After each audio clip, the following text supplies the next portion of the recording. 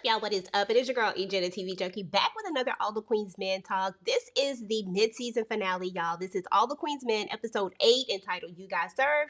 And y'all already know this episode starts right where the last one left off, and that is with Babyface denying him being the father. He said that Quincy is not his son, and he don't know no doggone Chanel. Now, meanwhile, we have DA Rods and Detective Davis out here trying to finesse a situation. They done fooled around and told Naima that she was clear, and basically now they're trying to erase their tracks, trying to get the records from the hospital.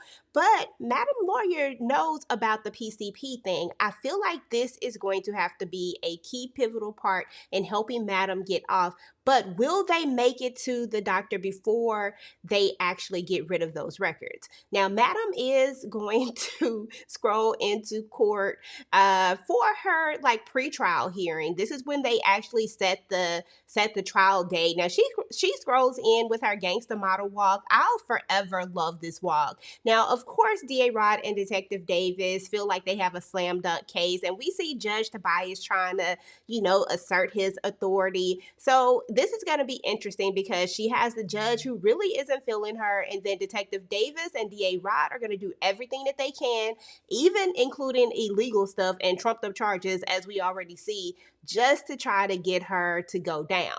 Now, Madam, of course, is going to plead not guilty. Meanwhile, we have Fuego and Big D who are going to be hanging out, and Fuego says he's getting closer, but he doesn't think that he wants to go down this road. Big D tells him, like, look, if you ever decide to go down this road, then just let me know because I'm here. El Fuego is already backtracking, y'all, and I'm already mad. I was just like, ugh, because first and foremost, I already wanted to see Fuego have a dark moment, and now he is going back and finding the light. No, walk away from the light, Fuego, and come into the darkness. We need you. Amp says that he loves waking up to Dom, and he asked her to move in with him. And Dom accepts. And we also know that Amp is really in love real bad. So when this whole situation comes out about Dom being pregnant and her possibly not knowing exactly who the father is, this is going to be interesting because we also had another moment where Big D doubled downs on that whole thing about him not wanting to be a father, y'all. Y'all already know where this is going. Babyface is going to go in and try to actually give Madam an ultimatum, telling her that it's either him or Quincy. The audacity of him to try to tell Madam anything when we all know that Quincy has been making more money than him as an amateur, and Madam just lets him know that too. Like, look, you're not acting like you a VIP, and he's the one who's making the money. He's already booked for these privates and stuff like that. So the way I see it is you don't have no room to be making no ultimatums. Plus, ever since you moved in with Tandy, you done got laxed and you've been slipping, and we all know that's exactly what it is. Anyway, meanwhile, we have Blue over here doing therapy with the lady that I don't trust. I don't care about this whole bullseye training and whatever else she doing. Something is not right with her, and I just can't put my finger on it just yet.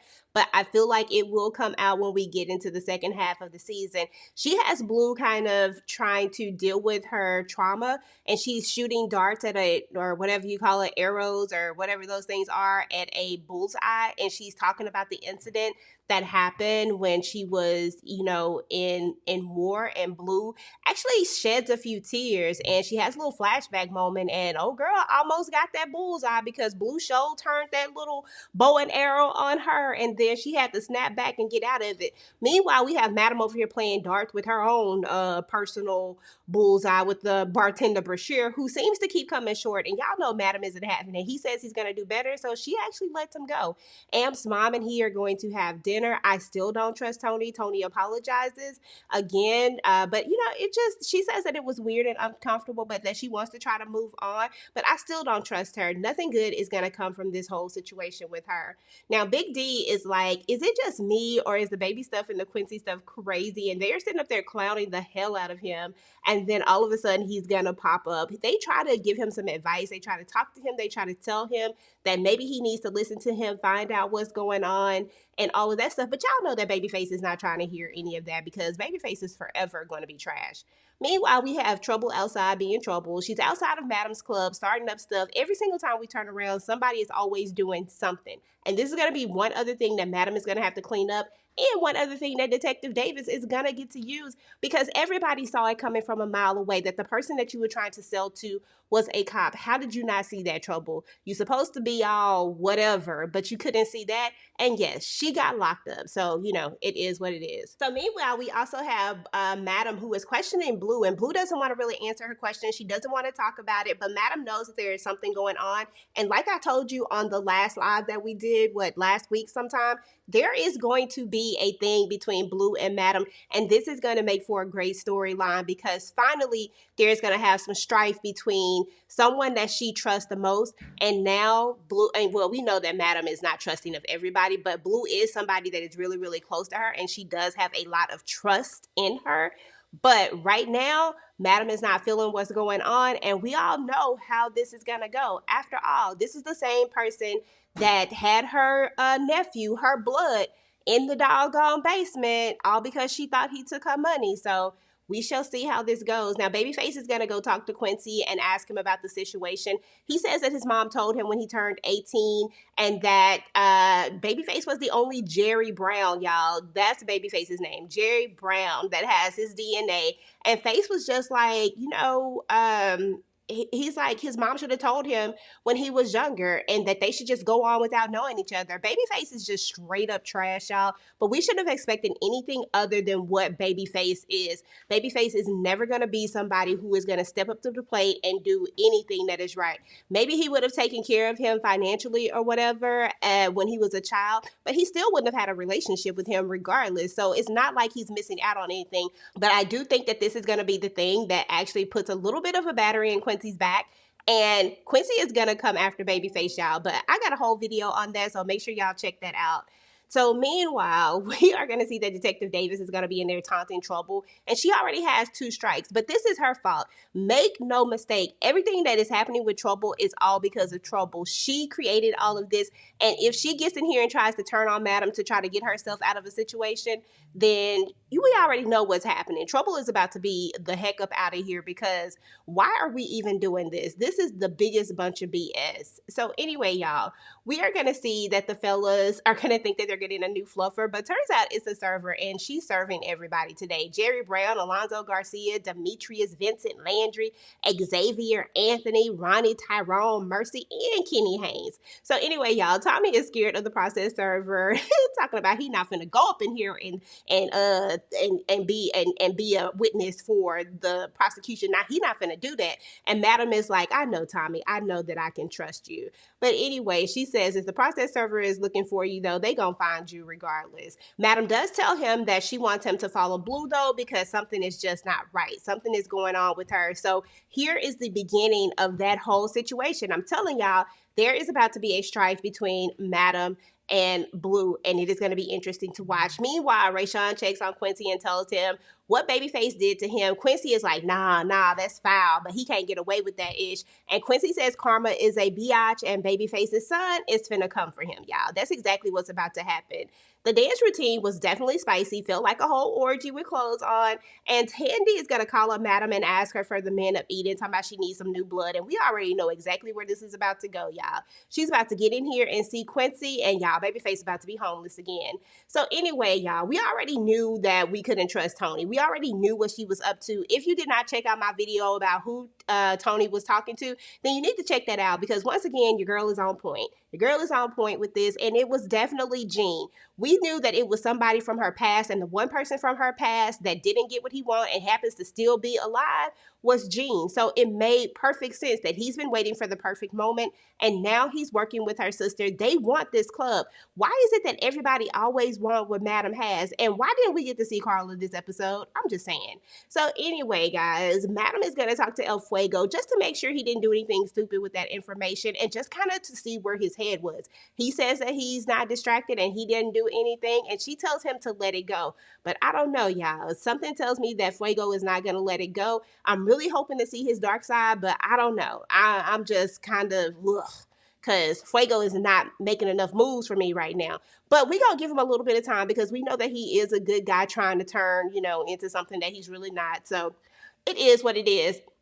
Meanwhile, Trouble is going to call Blue, and Blue asks her a pivotal question. Where did you get caught with them drugs? And she's like in front of Club Eden. We already know that at that point, Blue was like, nah.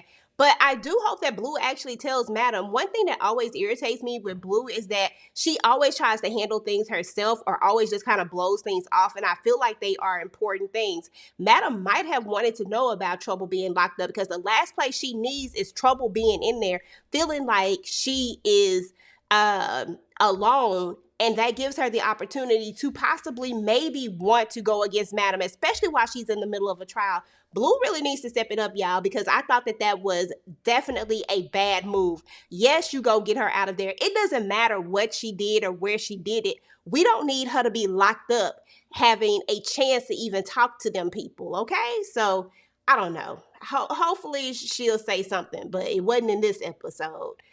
So anyway, y'all, we're going to see that Renee is going to wait for midnight. It's 3 in the morning. She's still out here. I forgot to tell y'all about how she tried to charge a Madam about midnight, and how her and Midnight had that whole little conversation in the club. And Midnight was like, look, I got a private, and listen, I got to go. You can schedule a private with me. But Midnight is just like tired of her keeping popping up on him. And I kept saying that eventually Midnight will get tired. If you are not showing him the cash, Midnight is going on to the next one. So she out here waiting on him like a stalker.